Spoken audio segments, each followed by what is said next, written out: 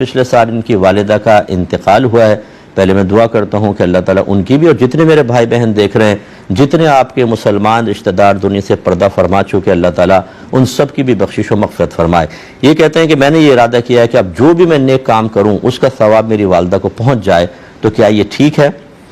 جی بالکل ہے۔ دو باتیں ہیں اس میں۔ پہلی بات تو یہ کہ اگر والدہ آپ کی تربیت کر کے گئی تھیں، اس تربیت کے نتیجے میں آپ کوئی نیک عمل کریں گے تو آپ چاہے یہ نیت کریں نہ کریں، آپ اپنے والدہ کے لیے بہت ہی بڑا ثواب، بلکہ والد صاحب کے لیے بھی بہت بڑا ثواب جاریہ ہے۔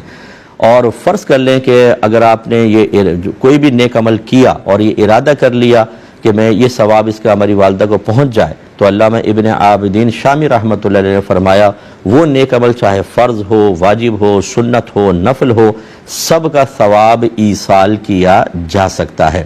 اس پہ دلیل کیا ہے؟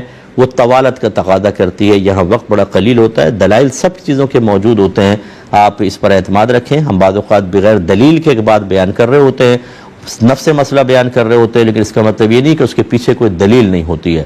الحمدللہ تقریباً یہ 22واں سال ہے ہمارے پروگرام کو، کوئی بھی ہمارا بھائی سنتا ہے، اگر کوئی ایسی بات آپ کو محسوس ہوتی ہے یا کوئی عالم دین یہ کہتے ہیں کہ اس کے پیچھے تو کوئی دلیل نہیں ہے، تو پھر وہ دلیل بہرحال ہمارے پاس موجود ہوتی ہے۔ یہاں وقت نہیں ہوتا، اس لیے ہم قلت وقت کی بنا پر ان کو ذکر نہیں کرتے ہیں۔ تو بالکل آپ دل میں ارادہ رکھیں، جو بھی نیک عمل کریں، بہتر یہ ہوتا ہے کہ میں جو کروں گا اس کو ثواب پہنچ جائے، اس سے بہتر یہ ہے کہ رات کے جب آپ لیٹیں بستر کے اوپر تو یوں قصد ارادہ کریں کہ اللہ تعالیٰ آج جتنے بھی میں نے نیک عمل کیے ان کا ثواب میری والدہ کو پہنچ جائے۔